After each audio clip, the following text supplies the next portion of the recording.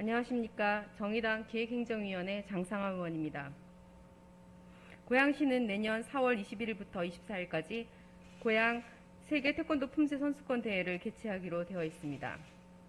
킨텍스 제2전시장에서 70개국 2천여 명의 선수와 관계자가 들어와 고양시에 머물 계획입니다. 대회 비용은 총 30억 규모로 예상하고 있습니다. 그리고 이를 위해 고양시는 세계 태권도 연맹과 다음과 같은 협약을 체결할 예정입니다. 이는 표준 협약서로 변동 가능성은 없다는 부서의 얘기를 들은 바 있습니다. 협약서 내용을 보시기 바랍니다. 협약서의 내용은 주로 LOC, 즉 고양시가 포함된 대회조직위원회와 WT, 즉 세계 태권도 연맹 간의 내용으로 보시는 바와 같이 상당히 일방적으로 되어 있습니다. 고양 세계 태권도 품새 선수권 대회는 명목상으로는 성공적인 대회 개최를 위한 상호 협력을 표방하고 있지만 내용상으로는 고양시가 환불되지 않는 개최비, 거의 대부분의 재반 비용에 대한 책임 등 무한 책임을 강요받으면서도 마케팅 및 상호권, 중개권, 모든 매체의 작업물에 대한 저작권, 미디어권 등의 모든 권한은 WT가 가지게 되는 상당히 불평등한 협약입니다. 그리고 WT는 협약 해제의 권리를 가지며 벌칙 또는 책임을 부담하지 않고 면책, 변호받으며 대회의 완전 취소, 연기 또는 부분적 취소가 발생할 경우 LOC는 발생할 수 있는 손해와 청구에 대해 책임을 지도록 되어 있습니다. 올림픽을 포함한 대부분의 세계대회의 경우 조직위원회와의 협약이 이런 표준 협약을 바탕으로 작성된다 하더라도 지금의 코로나 전국에서 이것이 적절한 것인지 짚고 넘어갈 필요가 있습니다. 평시라면 세계대회를 유치하여 2천여 명이 넘는 참가자가 와서 먹고 자고 생활하는 것이 지역사회를 위해 유익하고 이 시 이미지 제고를 위해 의미 있는 일이기에 불공정한 협약이라도 감내할 수 있을지 모르겠지만 코로나 위기로 인해 해외 입국자를 환영하기도 어려운 상황에서 대회를 치르자고 엄청난 비용을 치르고 방역을 위해 또 엄청난 비용을 들이게 되는 것은 아닐지 우려가 됩니다.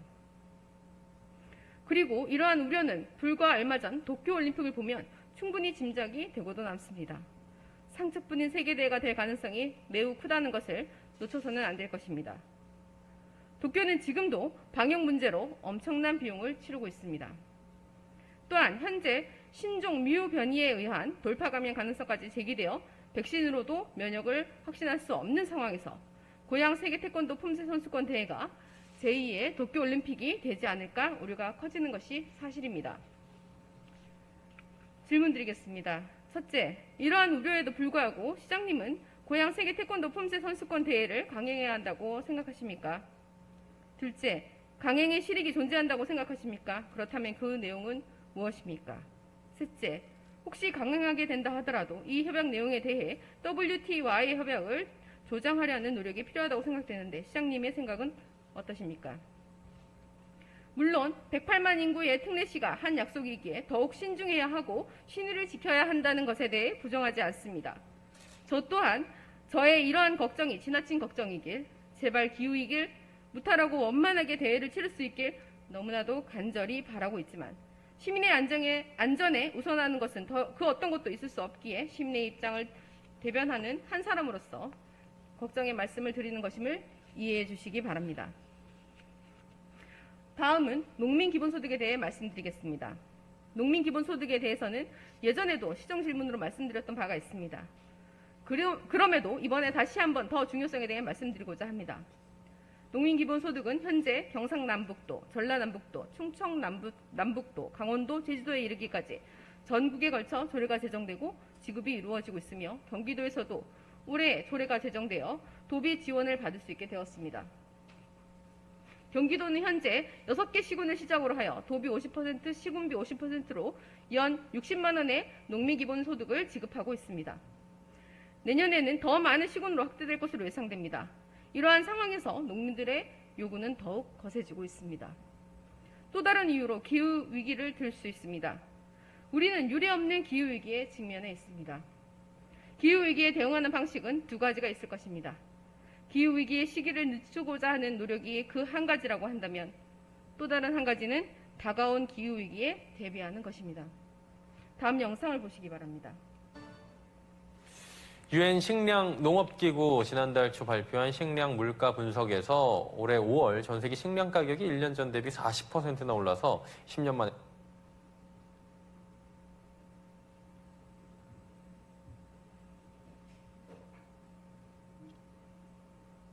잠깐! 용량 확인! 천미리를 확인하세요. 유엔 식량 농업기구 지난달 초 발표한 식량 물가 분석에서 올해 5월 전 세계 식량 가격이 1년 전 대비 40%나 올라서 10년 만에 최고치를 기록했다고 밝힌 바 있습니다. 식량 가격 폭등으로 저소득 국가의 빈곤층이 직격탄을 맞았다고 하는데요. 식량 물가의 급등은 경제뿐만 아니라 정치, 사회 문제에 큰 영향을 주기도 합니다. 자, 오늘은 식량 물가 상승에 대한 이야기 나눠보겠고요. K외대 반기성 센터장과 어김없이 함께하도록 하겠습니다. 어서 오세요. 네, 안녕하세요. 야, 지난주에는 그 대홍수 얘기였는데 이번에는 기후변화로 식량 가격 네. 폭등 얘기예요. 네. 많이 올랐죠? 예, 유엔 식량농업기구가 이제 올해 5월 기준입니다. 예. 전 세계 식량 가격이 전년보다 40% 올라서 2011년 9월 이후 10년 만에 최고치를 기록했다고 발표했죠. 1년 전보다 옥수수는 88%, 대두는 73%, 곡물과 유제품이 38%, 설탕이 34%, 육류는 10% 가격이 올랐다고 합니다. 예. 국제 곡물가가 상승하면서 우리나라 지금 라면가도 상승하고 있죠. 그렇죠. 미국 소맥협회에 따르면 6월 기준 전년 동기 대비 34에서 40% 상승한 높은 수준을 유지하고 있다고 하는데 더 큰 문제는 미국 밀 현물 가격의 급격한 상승세라고 합니다. 미국산 백맥의 현물 가격은 전년 동기 대비 62% 상승을 했고요. 강맥 역시 40% 가까이 올랐다고 해요. 선물 가격도 6월 현재 각각 34%, 52% 상승한 상태입니다. 이게 진짜 굉장히 많이 오른 거거든요. 이 정도면은. 급등인데 원인이 어디에 있습니까? 네, 세계 식량농업기구 관계자는 예. 이렇게 이제 식량 가격이 급등하는 주요 원인으로는 달러 가치 하락, 바이오 연료 수요 증가, 동물 전염병 확산에 따른 살처분 이런 것도 있는데 예. 가장 큰 원인은 기후 위기라고 말합니다. 세계 경제 포럼은 아르헨티나라든가 브라질, 러시아, 우크라이나 기후위기의 1차 위기는 식량위기가 될 것이라는 각계의 우려가 존재합니다. 한국은 무역으로 먹고 사는 나라로 국민 총생산에서 무역이 차지하는 비율은 80%를 넘을 것으로 추산하고 있습니다. OECD 국가들 중에 독일이 우리나라와 비슷하다고 말해지고 있지만 독일의 경우는 한국과는 달리 식량을 거의 100% 자급하는 나라라는 점을 간과해서는 안 됩니다.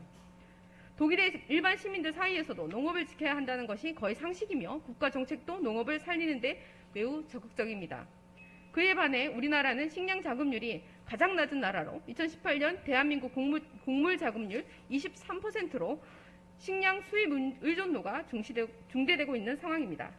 이러한 기후위기에 따른 식량위기 상황에서 농업의 중요성은 더욱 크다 할 것입니다. 기후위기 대응 측면에서 식량 주권, 식량 안보적 측면에서 그리고 환경적 측면에서 농업을 보존하고 육성하려는 노력은 필요해 보이며 이 맥락에서 농민 기본소득에 대한 전향적 인식이 필요합니다. 질문 드리겠습니다. 첫째, 농민 기본소득 지급을 고양시도 함께해야 한다고 생각하는데 시장님의 생각은 어떠십니까? 둘째, 경기도 내 6개 지자체가 도입하고 있고 향후 더 많은 지자체가 함께할 것으로 예상하는데 그럼에도 불구하고 고양시가 동참하지 않는 구체적 이유를 말씀해 주시기 바랍니다.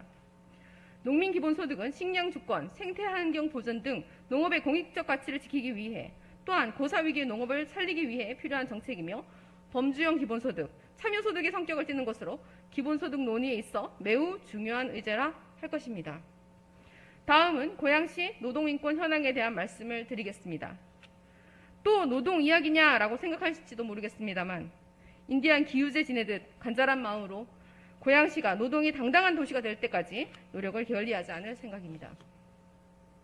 시장님은 전국 지자체 중 처음으로 노동 취약계층 병가 보상금 지급 사업을 실시하셨습니다.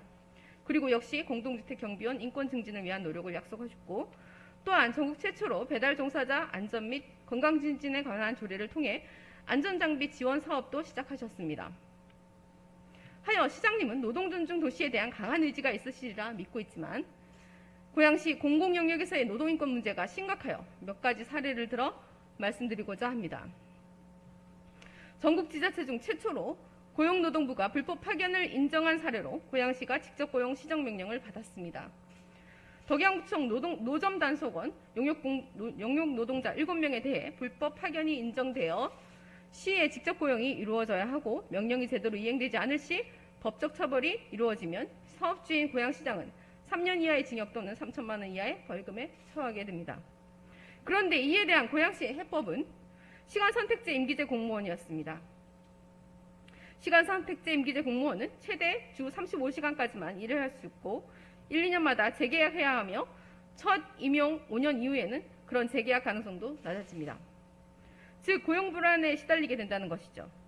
불법 노점 단속반은 상시 지속 업무에 해당하며 이는 비정규직 제로를 선언한 정부 지침에 어긋나는 것이기에 해당 노동자들은 강력히 반발하고 있는 상태입니다. 다음 사례는 고용 승계에 관한 것입니다.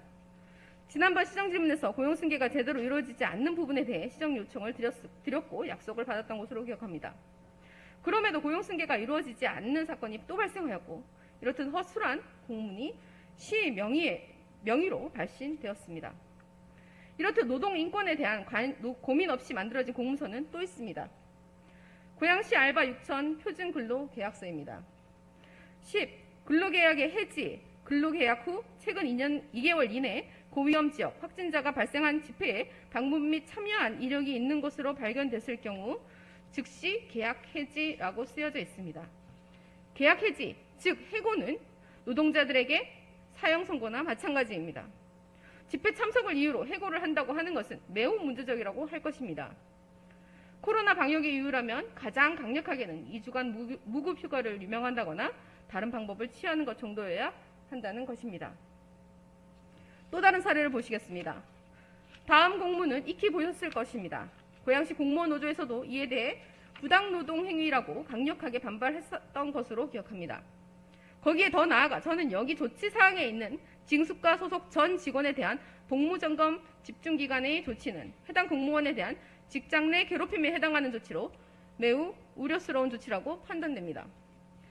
직장 내 괴롭힘이란 사용자 또는 근로자가 직장에서 지위나 관계 등의 우위를 이용하여 업무상 적정 범위를 넘어 다른 근로자에게 신체적, 정신적 고통을 주거나 근무 환경을 악화시키는 행위를 말합니다. 해당 공무원이 있는 부서만 특정하여 복무점검하는 행위를 통해 집단 내에서 따돌림을 당할 우려도 존재하며 이는 근무 환경을 악화시키는 직장 내 괴롭힘인 것입니다. 앞선 3건의 사례는 고양시에서 공식적으로 작성된 공문에 표기된 내용으로 더욱 문제가 있는 것으로 보입니다. 공식적 문서에서조차 관련 지침이나 법률적 판단이 이루어지지 않고 있다는 것입니다. 여기에 더 나아가 고양시 공무직 노동자 현황을 보면 2018년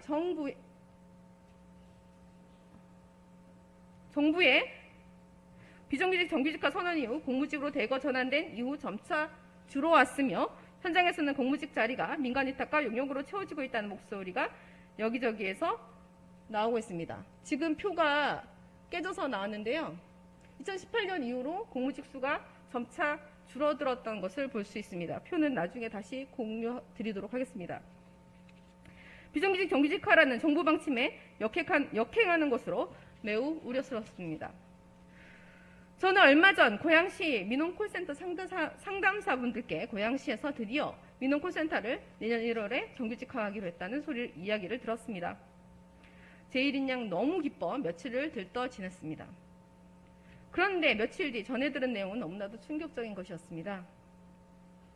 민원콜센터 상담사분들은 시간선택제 임기제 공무원으로 전환하기로 했다는 이야기였습니다.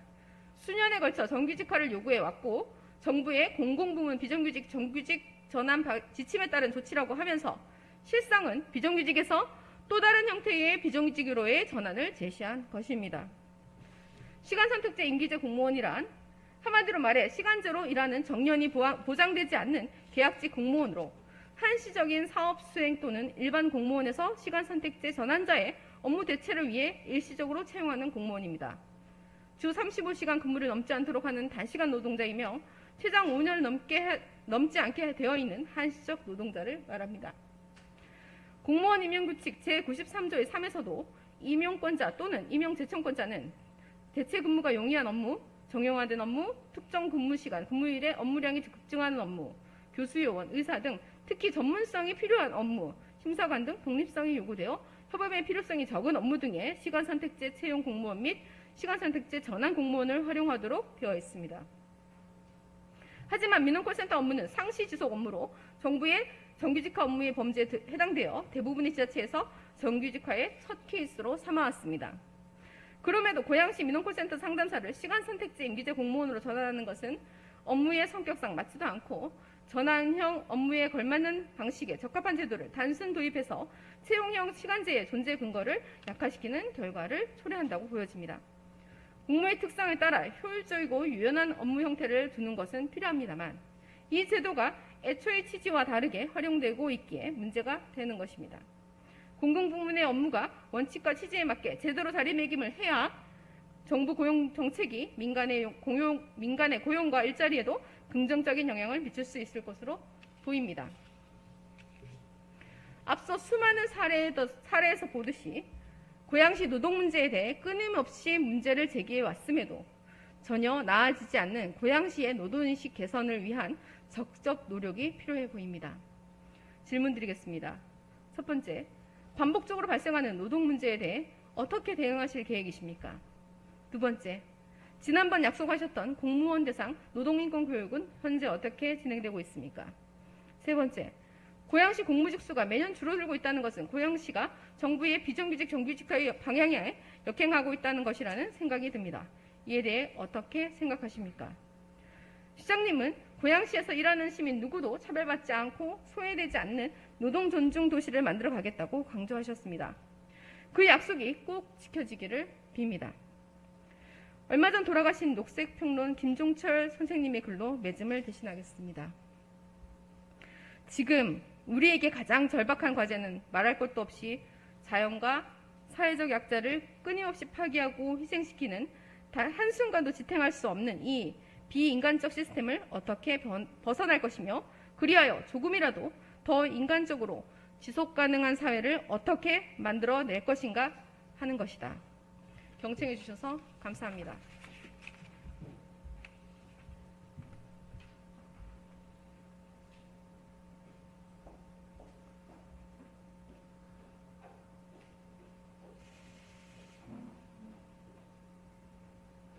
장상호 의원님 수고하셨습니다. 시장님 나오셔서 답변해 주시기 바랍니다.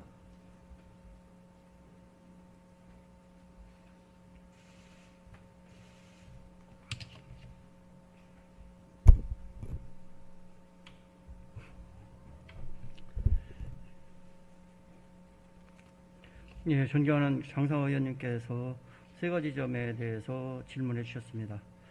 마지막에 존경하는 김종철 선생님의 말을 이렇게 말씀을 전해 주셨는데 사실상 인간이 추구하는 시스템, 인간이 만드는 제도가 과연 인간을 위한 것인지 보다 많은 이윤을 위한 것인지에 대한 의문은 항상 가지고 있는 바입니다. 우선 세계 태권도 품새 선수권 대회에 대해서 질문해 주셨습니다. 이것은 국제 간에 계약을 하고 합의를 한 사항이고 그때 당시는 코로나19라는 것을 사실상 우리가 예측하거나 이렇게 오래 갈 거라는 생각은 하지를 못했었습니다. 물론 이제 저희만 이 경쟁을 한 것이 아니고 다른 나라의 도시들도 중국하고 다른 유럽 쪽의 한 나라가 또 일본도 경쟁을 했고 그런데 고양시로 이제 선정이 되게 된 과정이 있었습니다. 또 하나 만약에 도쿄올림픽처럼 코로나 상황이 좋지 않다면 결국은 WTO에서 합리적인 결정을 내릴 거라고 보고 저희들도 그러한 것들을 함께 대비해서 경비를 최소한 어떻게 하면 경비를 줄일 수 있을까, 손실을 줄일 수 있을까 이런 쪽에서 함께 고민해 가고 있다는 말씀을 좀 드리겠습니다. 또 하나 세계 WT 회장이 사실상은 지금 현재는 우리나라에서 맡고 있지만 향후는 사실상 불투명한 상황입니다. 이번에 태권도에서 올림픽에서 우리가 금메달을 하나도 못 땄듯이 결국 이 태권도가 보편화되어 있고 호시탐탐 중국이나 일본이나 유럽 쪽에서 본부를 유치하려고 하는 시도들이 추진되고 있다는 말씀을 드립니다. 그래서 저희는 태권도 저변 확대와 종족이라는 이미지, 또 고양시에 태권도 도장들이 상당히 많습니다. 여기에 외국인 선수들이 와서 보름이든 한 달이든 연습을 하고, 이런 분들이 또 우리나라 우리 고양시에 태권도 도장과 자매 결혼 받은 아이들, 학생들을 자국에 데려가서 저기를 할 수 있게끔 해준다면 서로 좋지 않을까 하는 의도에서 이렇게 했다는 말씀을 드립니다. 방역에 대해서는 철저하게 보건당국과 함께 논하면서 지속해 나가겠다는 말씀을 드립니다. 농민 기본소득에 대해서 질문 주셨습니다. 농민 기본소득은 사실상 근본으로 올라가면 FTA나 이런 것들을 체결했을 때 사실상은 이득 보는 업종에서 손해 보는 업종으로 기본적인 소득 불평등에 대한 시정들이 이루어졌어야 됩니다.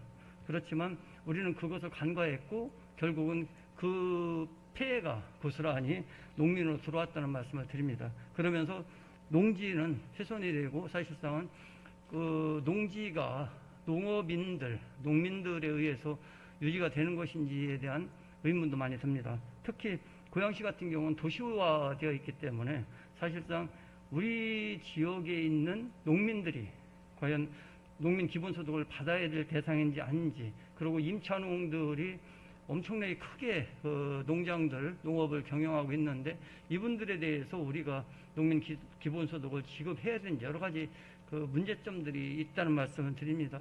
평택이든 이렇게 안성이든 이천이든 이렇게 농민들이 대다수이고 농지가 많은 지역들에서는 나름대로 농민 기본소득을 하기가 쉬운데 고양시 같은 경우는 이러한 점들에 대해서 조금 더 심사숙고해야 되지 않을까 이렇게 생각을 합니다. 그리고 오히려 고양시 같은 경우는 농지에 대한 환경 기여도 이런 쪽 사실상 논농사를 짓는 것은 습지로 보존돼야 되고 습지로 평가받아야 된다고 생각을 합니다. 그렇다면 그런 쪽에서 다른 문제로 접근은 불가능한 건지, 근데 이제 이것을 농사를 짓는 사람과 소유주와가 또 일치가 되지 않기 때문에 그 문제도 좀 있습니다만은 사실상 이렇게 고양시처럼 도시화된 데에서 농업이라는 것이 사실상 농민 기본소득이라는 개념만이 아니라 환경이라는 개념과 환경보전이라는 개념까지 같이 들어있기 때문에 함께 같이 검토됐으면 좋겠다는 말씀을 좀 드립니다. 노동 문제에 대해서는 여러 가지 부분에 대해서 송구스럽게 생각을 합니다. 아까 질문해 주셨지만 전국 최초로 부당 노동이죠. 어떻게 보면 그것은 사실상 우리가 직접 용역이나 이렇게 준 업체에 지시하면 안 되는데 우리가 직접 지시를 한 것을 지속 반복적으로 함으로 해서 파견 근무로 돼서 이렇게 이제 오명을 쓰게 됐다는 말씀을 드립니다. 그런 부분에 대해서는 앞으로 철저하게 기하고, 아까 말씀하셨던 콜센터는 저희가 협상을 충분하게 해서 하도록 하겠습니다. 사실상 이건 도시관리공사에서 직영하기로 되어 있었는데 도시관리공사에서 이거를 직영하는 게 정관에 아마 안 맞는 모양입니다. 그래서 이제 저희가 이렇게 다른 방법을 고민을 하고 있다는 말씀을 드리고, 나머지 부분들에 대해서는 자치행정국장, 교육문화국장, 농업기술센터 소장께서 차례로 답변드리도록 하겠습니다. 고맙습니다.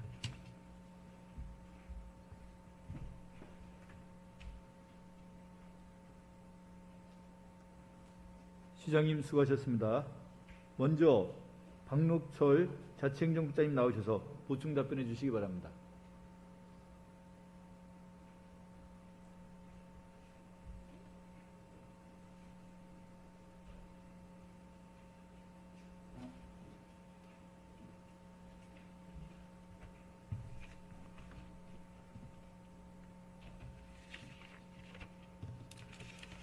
네, 자치행정국장 박문철입니다. 이어서 고양시 공무원 대상 노동인권교육의 현재 진행 상황에 대해서 답변드리겠습니다. 민선 7기 출범 이후 고양시 자체적으로 진행하는 신규 유명자 교육과정에 노동인권 과목을 필수로 포함하여 전문가를 초빙, 노동조합, 노동삼권, 비정규직 고용 관련 등 노동인권에 대한 다양한 내용으로 교육 프로그램을 진행하고 있습니다.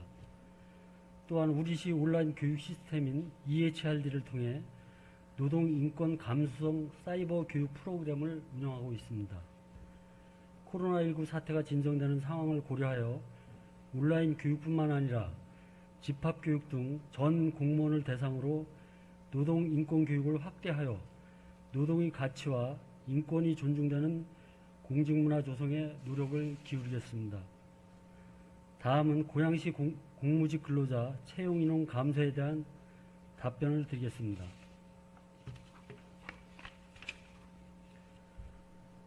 금년 8월 말 현재 공무직 근로자 정원은 693명이며 현원은 672명으로 총 21명이 결혼 상태입니다. 결혼이 많은 자료정리원의 경우 정년 및 중도퇴직에 따라 14명이 결혼이며 결혼 발생 사유는 코로나19 발생으로 도서관 휴관 운영, 시간 단축, 이용객 대폭 감소 등으로 도서관 기능이 축소된 상황을 반영하여 결혼에 대한 충원을 일시적으로 유예하였습니다.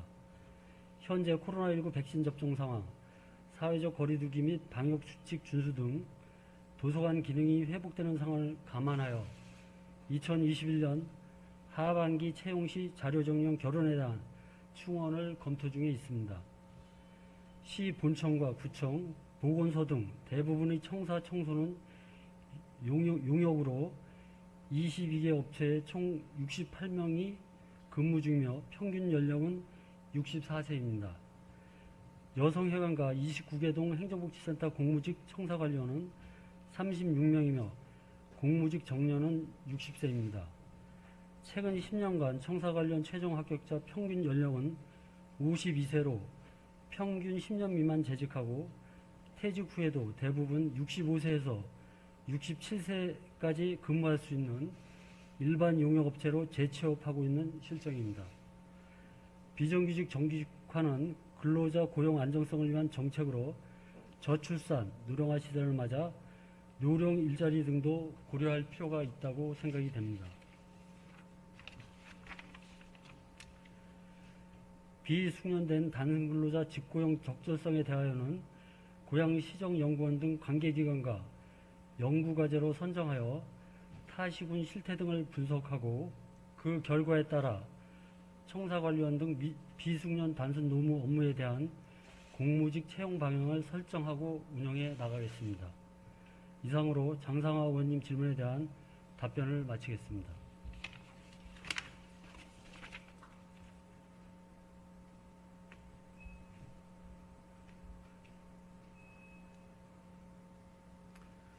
국장님 수고하셨습니다.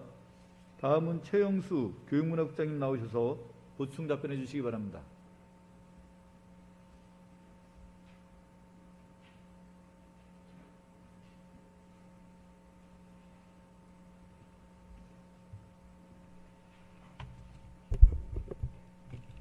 네, 교육문화국장 최영수입니다. 이어서 고양 세계 태권도 품새 선수권 대회 개최 시기에 대해서 답변드리겠습니다. 고양 세계 태권도 품새 선수권 대회는 우리 시가 개최를 신청하여 세계 태권도 연맹 집행위원회에서 개최가 결정된 내용입니다. 품새 대회 개최를 통하여 고양시가 글로벌 스포츠 도시로 도약하는 기회가 되도록 만들 것입니다. 특히 경제적인 면에서도 대회 개최를 통해 숙박, 식음료, 관광, 교통 등 다양한 업체의 수익 창출을 기대하고 있습니다. 경기 장소인 킨텍스는 마이산업 도시로서의 명성을 이어나갈 것으로 기대합니다. 고양시는 태권도 도장이 190여 개 있고 경기도 내에 태권도장이 가장 많이 있습니다. 고양시 태권도 협회와 경기 태권도 협회와 함께 적극 협조할 것이며 태권도인들이 생각하는 자긍심은 상당히 대단하고 굉장합니다. 본 대회의 붐조성을 위해 현재 협회에서 전국적으로 태권도인들 대상으로 서명을 받고 있는 상황입니다. 그리고 코로나19 방역이 허락하는 범위 내에서 참가국 도시의 선수단과 저희 지역의 태권도장과의 자매 결혼도 추진할 예정입니다. 그리고 고양시의 대회 개막식에는 아메리칸 갓 탤런트라는 미국의 인기 프로그램에서 출연하여 멋진 태권도 공연을 펼침으로써 환성을 자아낸 세계 태권도 연맹 시범단을 초청해 축하 분위기를 한껏 높이고 대한민국의 유상을 강화하도록 할 예정입니다. 다음은 연맹과 맺게 되는 개체도시 협약서에 대해서 답변드리겠습니다. 협약 내용에 태권도 연맹이 상업적 권한, 마케팅 권한 등 지적 재산, 지식 재산권을 포함한 재산권에 대한 내용이 포함되어 있는 것에 대해서 모든 권한을 WTO에 승인받도록 하는 그런 사항에 대해서 의원님께서 조정이 필요하다는 의견을 주셨습니다. 그래서 저희가 협약 내용 일부를 수용하기 위해서 연맹과 협의를 진행하였으나 개체 도시 협약서는 국제 표준으로서 2013년 이후 동일한 내용으로 개체 도시와 협약을 맺고 있으며 현재까지 문제점이 제기된 적이 없다는 답변을 들었습니다. 그리고 표준 계획서를 바꾸기 위해 세계 태권도 연맹 집행위원회에 안건을 상정해서 28국의 임원으로 구성된 이 집행위원회에 결정이 있어야만 변경이 가능하다는 답변을 들었습니다. 저희 시에서는 최근 기획행정위원회와 2차례에 걸쳐서 간담회를 통해 이 협약의 내용을 열띤 토론을 거쳤습니다. 이와 같은 협약서 조정이나 변경하는 것은 어렵지만 위원님께서 걱정하시고 계신 사항에 대해 집행부에서는 고양시의 권리를 최대한 확보할 수 있도록 노력하겠습니다. 이상으로 장상희 의원 질문에 답변하시겠습니다.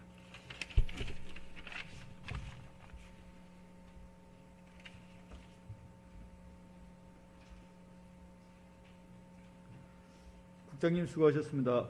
다음은 이도현 농업기술센터 소장님 나오셔서 보충 답변해 주시기 바랍니다.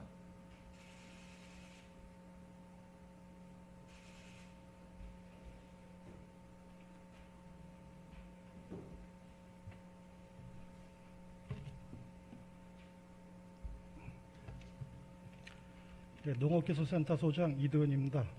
이어서 농민기본소득에 대하여 경기도 내 6개 지자체가 도입하고 있고 향후 더 많은 지자체가 함께할 것으로 예상되는데 그럼에도 불구하고 고양시가 동참하지 않는 구체적인 이유에 대하여 답변드리겠습니다.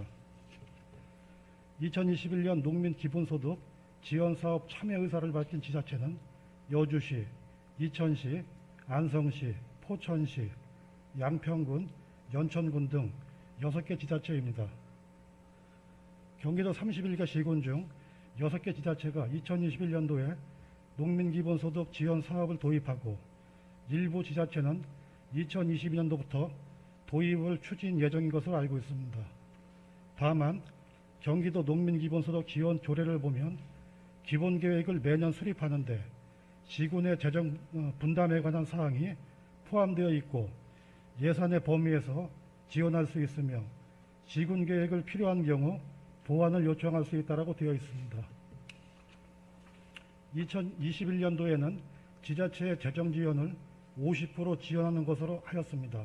하지만 향후 재정 여건이 좋지 않으면 재정 지원율을 낮출 가능성이 있어 지자체의 재정 부담이 증가될 것으로 예상됩니다. 어떤 정책이나 사업이든 시작을 하게 되면 지속적인 유지가 관건입니다. 여기에서 가장 먼저 고려해야 할 사항이 재정 상황일 것입니다. 재정이 뒷받침되지 않으면 사업을 지속할 수 없음은 너무나도 자명합니다. 고양시가 농민기본소득 지원 사업에 동참하지 않는 것이 아니라 2021년도에 농민기본소득 지원 사업을 도입하는 6개 지자체의 시행 중 발생하는 문제점에 대한 대책과 재정 상황을 고려하여 농민기본소득 지원사업 도입에 신중을 기하고자 하는 것입니다. 이상으로 장상하 의원님 질문에 대한 답변을 마치겠습니다.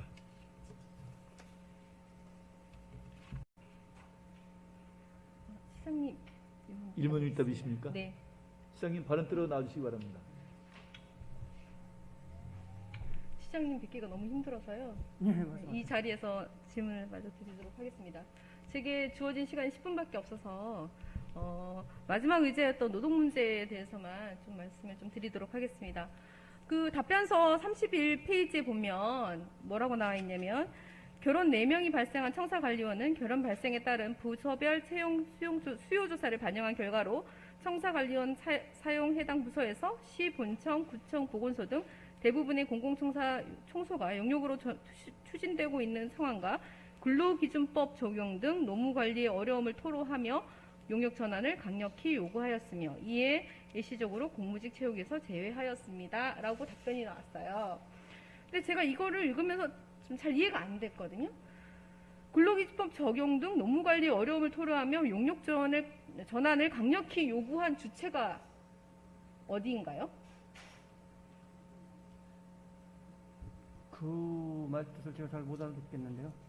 아니, 답변서에 그렇게 나와 있는데 그렇게 공공청사 관리에서 근로기준법 적용 등 노무관리 어려움을 토로한 주체가 누구고 그래서 이 용역으로 전환을 강력히 요구한 주체가 누구냐는 거예요.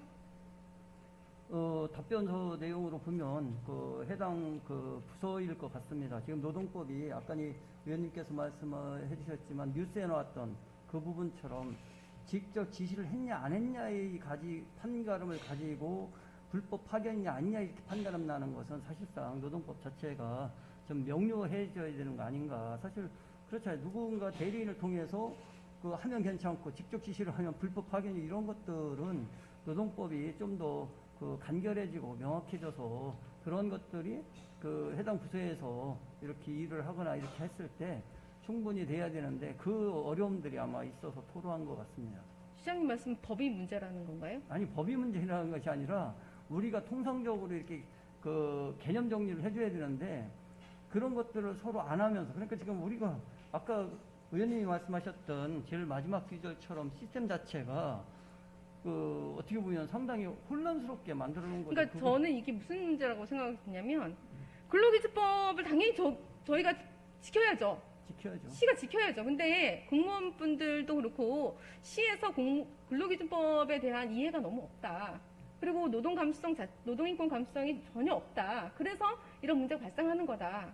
마냥 어렵고 마냥 귀찮고 그래서 다 용역으로 민간 위탁으로 넘기고자 하는 그런 마음이 큰 게 아닌가라는 우려가 있는 거예요. 일정 부분 인정하면서 용역이면 어떻고 위탁이면 어떻고 이것도 다 같이 고용인데 이런 것들은 괜찮고 직접 그 고용을 하는 것은 뭐 그 아니다라고 이렇게 하는 것도 문제가 있고 지금 보면 제가 말하는 시간 안 들어갑니다.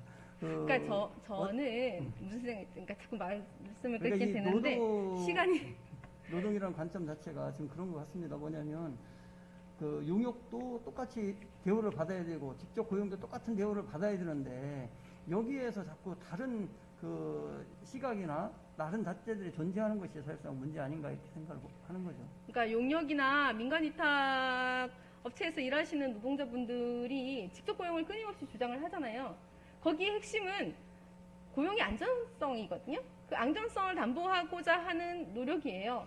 그거는 지금 대한민국 노동자 전부가 원하는 바기 때문에 그것이 틀렸다라고 얘기할 수는 없는 지점이 분명히 존재하는 거고요. 그래서 그 주장에 대해서는 일정 정도 감안을 해야 될 지점이 있다라는 생각이 듭니다. 그리고 그러한 부분에 대해서 적극적으로 노동 인권 감수성을 키워나가고 그리고 노동 문제에 대해서 관심을 가지는 것이 필요하고 또 한편으로는 이런 공문을 나가는데 실제로 말도 안 되는 공문들이 나가고 그랬단 말이에요. 어떻게 보면 감수조차 안 되고 있다 그런 생각이 들어서 그것에 대해서는 좀 개선이 필요하겠다는 말씀을 드리는 거예요. 그 부분은 좀 저희가 개선하도록 하겠습니다. 네. 또 하나는 동양구청 노점단속반 분들께 지금 시에서는 시간선택제 임기제 공무원을 제시를 하셨잖아요. 근데 제가 듣고 있기로는 이분들이 거부를 하고 계시는 걸로 알고 있거든요. 이분들이 끝까지 거부하시면 어떻게 하실 계획이신 건가요? 그런 경우는 없고 어쨌든 협상을 서로 해야죠. 아니 그러니까 이분들은 끝까지 정규직화를 주장하실 건 한다면 그걸 받아들이실 용의까지 그러니까 있으신 건지. 그 부분은 저희가 협상을 끝까지 하겠습니다. 그래서 어쨌든 해결되도록 할 테니까 그거 좀 맡겨주시고. 그러니까 저는 우려되는 지점은 지금 이 시장님께서 고발되셨잖아요. 그러면은 만약에 3년 이하의 징역 내지는 3천만 원 이하의 벌금에 시장님이 처벌을 받으시게 되는 것에 대한 우려가 있는 거예요. 예. 그래서 보다 더 긍정적으로 풀어가셨으면 좋겠다는 말씀을 드리는 예, 겁니다. 의원님께서도 중간에서 중간 역할을 좀 잘 좀 해주시기 부탁드리겠습니다. 예. 네, 알겠습니다. 그리고 고양시 민원콜센터 상담사 분들에 대해서도 역시 시간선택제 임기제 공무원으로의 전환을 제안하셨는데 이건 확정적인 건가요? 일단 저희가 방향을 그렇게 제시를 했습니다. 더 연구를 하고 더 협의를 하도록 하겠습니다. 협상의 과정에서 정규직화의 가능성은 있나요? 아니 근데 지금 이제 그런 거죠. 법은 우리 보고 모든 걸 하라고 그러는데 그러면 모든 것이 정규직, 예를 들면 정규직이 다 되면 그럼 우리한테 정규직 TO를 따로 주든지 그렇지 않으면 뭘 해주든지 이런 것들이 돼야 되고, 또 하나가 뭐냐면 정규직이 되면 모든 것들이 승진이나 이런 것들에 대해서 새로운 어떤 직군들로 해서 승진이나 이런 시스템들이 마련돼야 되는데 그런 것들이 사실 없거든요. 그러다 보니까 조금 조직 내에서도 이제 충돌들이 일어나는 게 되고, 예를 들면 우리 조직은 아닙니다만 교육청의 행정직 같은 경우는 그분들도 이제 행정직 하시다가 다른 일도 좀 해보고 싶다 이런 얘기들도 하십니다. 그러니까 이게 그런 부분들이, 세밀한 부분들이 좀 큰 차원에서 좀 마련이 되고. 아니, 지방... 제가 질문 드렸던 거는 지금 협상을 진행하고 있잖아요. 협상에 있어서 이분들이 정규직화될 협상을 하다가 보면 정규직화에 대한 여지가 아직까지 있냐는 말씀을 드리는 거예요. 어쨌든 저희도 이게 이제 협의체가 있잖아요. 협의체가 구성하도록 의무화되어 있어서 거기에서 논의가 충분히 되고 있고, 약간 조금만 맡겨주시고 기다리고 하시면 좋겠습니다. 답변을 계속 회피하시는데 아니, 여지가 있냐는 말씀을 드리는 겁니다. 아니 그게 아니라 제가 뭐가 있냐면 제가 실무자가 아니고 딴 분들이 실권을 갖고 하는데 제가 결정권은 시장님이 가지고 계시잖아요. 아니 그러니까 약간 저희가 최대한 빨리 해서 타결을 짓도록 이렇게 하겠습니다. 제 얘기는 협의체를 꾸렸잖아요. 협의체를 꾸려서 협상을 진행하고 있는데 협상에서 마무리해서 협의해서 결과가 도출될 수 있느냐는 말씀을 드리는 거예요. 도출되겠죠. 그래서 그게 이미 답이 정해져서 시간 선택제 임기제 공무원 밖에는 답이 없다. 그렇게 되면 협상을 더 이상 할 필요가 없는 거잖아요. 그래서 그 이후에 혹시 협의 과정에서 정규직화까지도 갈 수도 있는 거냐, 그 여지가 있는 거냐를 제가 여쭤보는 거예요. 그러니까 일단 협상팀이 지금 가동이 되고 있으니까 조금만 좀 맡겨봐 주시고, 약간 저희가 가급적이면 좋은 성과 빨리 내서 의회에 보고 드리도록 하겠습니다. 네, 시간이 얼마 없어서 지금 협상팀에 대해서 얘기를 안 할 수가 없어요. 지금 협상을 노사전 협의라고 하는 곳에서 하고 있는데, 그러니까 노사 그다음에 전문가 집단 이렇게 해서 하고 있잖아요. 근데 전문가 집단이라고 하시는 분들이 이제 노무사 분들이 두 분이 들어가 계신단 말이에요. 근데 이 노무사 분들이 모두 노동 문제에서 친노동적이지는 않아요. 사측의 이익을 대변하는 노무사 분들도 계시고, 근데 이 두 분들이 제가 알고 있기로는 덕양청 노노나 속반 분들에게 그 시간선택제 임기제 공무원을 주장을 하셨던 분들이고, 역시 여기서도 마찬가지로 시간선택제 임기제 공무원을 주장을 하시는, 어떻게 보면 사측의 입장에서 이익을 대변하시는 분들이란 말이에요. 그러면 이 노사전 협의체 자체가, 구성 자체가 저는 적절치 않다라고 보는 거예요. 그러니까 협상을 양쪽이 한다면 양쪽의 수가 동수여야 되는데 한쪽의 편에 있는 사람이 너무 많다. 그래서 저는 이 노사전 협의회 자체가, 협의체 자체의 형평성, 이거 좀 공정성, 이것에 대한 문제가 있다라는 생각이 드는 거죠. 사용자 4분, 그다음에 근로자 4분, 전문가는 사실상 우리 해당 저희가 아니고 구리시 노무사하고 파주시 노무사인데, 저희가 이것을 갖다가 콜센터 같은 처음부터 의원님이 처음 질문하실 때부터 저희는 어쨌든 저기를 하겠다, 직영을 하겠다 이렇게 말씀을 드렸고, 그 관점에서 접근하고 있기 때문에 긍정적인 결론이 나오지 않을까 이렇게 생각합니다. 제가 무슨 우려를 말씀드리는지 아시죠? 네. 그래서 제가 그 노무사분들에 대한 얘기가 있어서 제가 민원콜센터 분들에게 무슨 말씀드렸냐면, 그러면 고양시에도 비정규직 지원센터가 있고 비정규직 지원센터에 노무사분도 계시니 당신네들은 비정규직이고 당신네들의 이익을 대변할 노무사를 주장을 해라. 그래서 주장하셨어요. 근데 받아들여지지 않았던 걸로 제가 듣고 있거든요.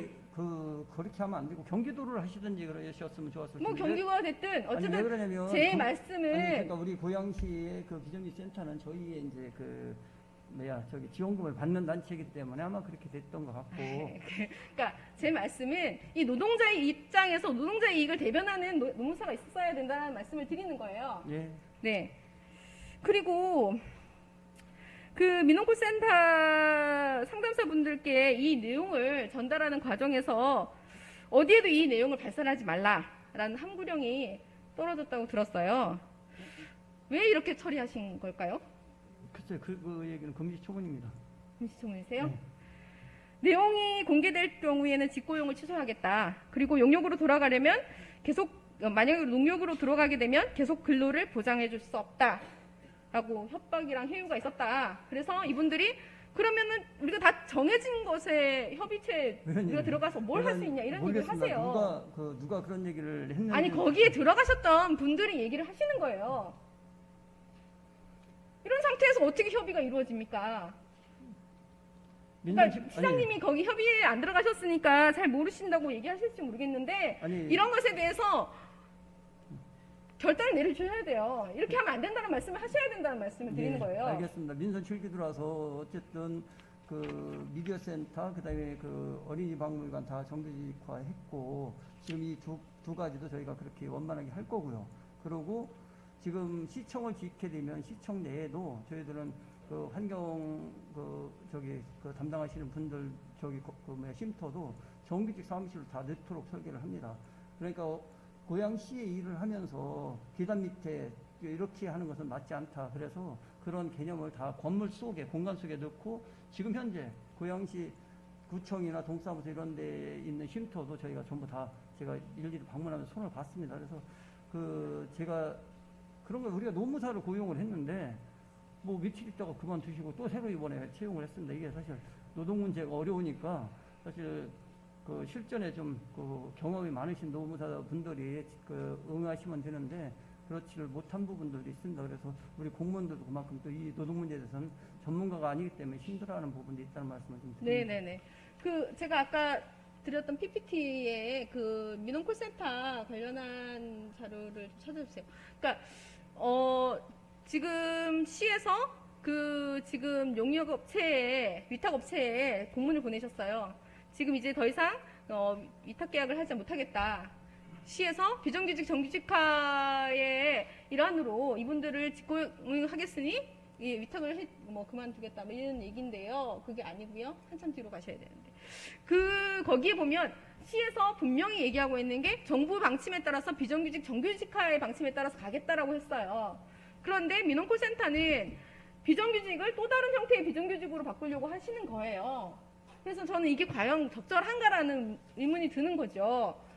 민원콜센터 업무 자체는 어떻게 보면 상시 업무잖아요. 그러니까 민원콜센터가 어떤 형태로 그 근무 전환이 된다고 하더라도 그분들은 정규직처럼 대우를 받을 거고. 정규직처럼이 무슨 정규직처럼이에요. 그러니까 이거 시간 선택지 임기제 공무원은 임시직이에요. 아니 고용의 안정성을 유지 충분히 할 겁니다. 고용 안정성을 얘기하시는데 이거는 최장 5년 계약이잖아요. 그렇죠. 5년이 지나면 기본급도 떨어질 수 있어요. 처음 입사하는 형태로 된다고요. 전에 한번 법을 어겨가지고 우리가 할 수는 없는 거예요. 전에 한번 저희가 무기계약직으로 전부 바꾼 적이 있어요. 그랬더니 그 또 정년에 걸려가지고 그분들이 또 오히려 저희한테 이걸 해제해달라고 하는 그런. 아니 근데 부분이 이분들이 애초에 주장하셨던 거는 정규직화를 주장을 계속 해오셨는데 지금 그 얘기는 여기 논리에 좀 안 맞는다는 생각이 들어요. 시장님. 네, 말씀하세요. 그러니까 끝까지 좀 여지를 두셨으면 좋겠어요. 네, 이분들께 정규직화에 대한 여지를 두시고 협상팀한테- 협상을 해주셨으면 하는 바람을 그러니까 드리는 거예요. 협상팀한테 저희가 해간 협상 권한을 최대한 보장을 해드리겠습니다. 그리고 일단 답을 정해놓고 협상을 하지 말으셨으면 좋겠다. 그런 말씀을 꼭 드립니다. 그 부분은 그런 것 같습니다. 그런 거죠.